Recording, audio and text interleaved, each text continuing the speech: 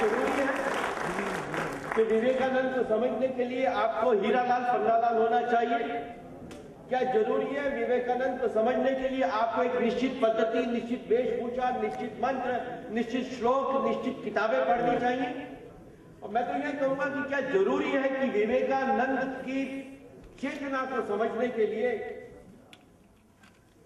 विवेकानंद को याद किया जाए? क्यों याद किया जाए? आप लोग जब यहां आए हैं, क्या सोच के आए कि कोई फिल्म दिखाई जाएगी या स्वामी विवेकानंद में कोई प्रवचन होगा? अरे जिस व्यक्ति ने विद्रोह की अग्नि को समझा और अपने हृदय में, भुजाओं में वह साहस रखा कि तमाम कुरीतियों, गलत परंपराओं, अंधविश्वासों के विरुद्ध वह एक वीर सन्यासी की भांति खड़ा होकर उद्घोषित कर सके कि मुझे गीता पढ़ने से अच्छा श्रेष्ठ कर लगता है कि मैं फुटबॉल खेलूं ताकि शरीर अच्छा बना सकूं, तो आप विवेकानंद हो जाते। हर अंधविश्वास, हर पुरानी पद्धति, हर कुरीति, हर प्रकार की गलत परंपरा के खिलाफ विद्रोह की चिंगारी सुलगाना ही विवेकानंद बनना है। इसके लिए आवश्यक नहीं है आपके मन में विचार न हो, आपके मन में उत्साह, उमंग और धैर्य ना हो, पेशेंस ना हो, और आप कहें कि मैं तोते की तरह से विवेकानंद के 10 ग्रंथ पढ़ चुका हूं और अब मैं विवेकानंद का अनुशीलन करने वाला एक समर्थ विद्वान हो चुका हूं, तो अपने आप को धोखा देना होगा। आपकी आंखों के सामने गंदे मंदिर रहे, आपकी आंखों के सामने दहेज में गधे की तरह से खुद को नीलाम करने वाले लड़के स्त्रियों को, युवतियों को आत्महत्या के लिए विवश करते रहे, आपकी आंखों के सामने भ्रूण हत्याएं होती रहे, आपकी आंखों के सामने तीर्थ स्थानों पर पंडों के द्वारा लूट मची जाती रहे और आप झोले में विवेकानंद की किताबें भर के चलते रहे, तो यह पाखंड होगा दोस्तों। ऐसे में विवेकानंद को याद करने का कोई मतलब नहीं।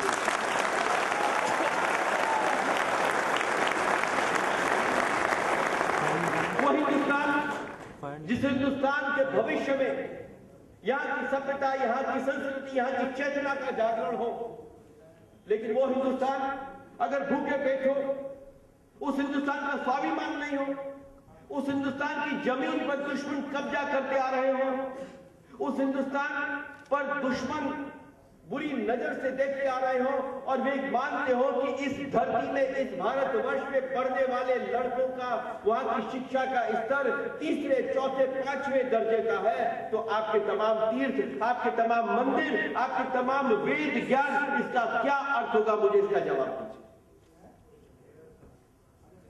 आपका स्वाभिमान इस बात पर निर्भर करता है कि आप अपने धर्म को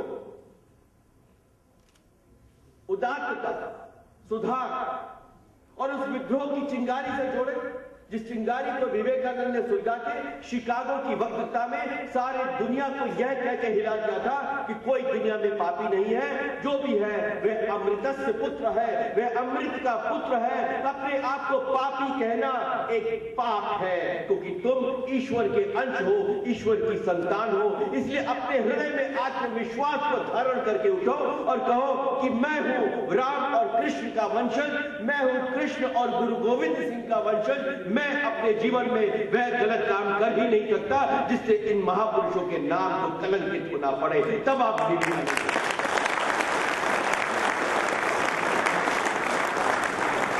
पिटी पिटाई लकीर पर चलना और अपने समाज में व्याप्त हर प्रकार की गलतियों को निरंतर सहते जाना, इस पाखंड को तोड़ना, यह युवा शक्ति का काम होता है। मैं अक्सर ये कहता हूं कि ये नौजवान पढ़कर क्या बनना चाहते हैं, क्या जीवन का उद्देश्य है उनका?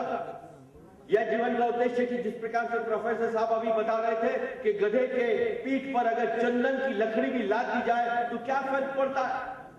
आप बहुत बड़े अमीर बन गए, बहुत बड़े विद्यापति, वाचस्पति बन गए, MBA, MCA बन गए, आप सिटी बैंक के चीफ बन गए, जैसे पेप्सिको में इंदिरा नूई बन गई, लेकिन आपके दिल में अगर हिंदुस्तान नहीं, आपने अगर अपनी पुण्य भूमि के प्रति कोई क्षण सोचा नहीं, तो आपकी उस विद्या, आपके उस ऐश्वर्य, आपके उस वैभव का क्या अर्थ होता है। आपने तमाम अपने घर में विवेकानंद का समग्र साहित्य भी रख लिया तो भी उसका क्या अर्थ होता है। वह विवेकानंद को लज्जित करने वाला होता है। खूब कमाओ, खूब विद्या प्राप्त करो, लेकिन दिल में हिंदुस्तान जिंदा रखो, वो विवेकानंद होना होता है, न कि शिक्षा।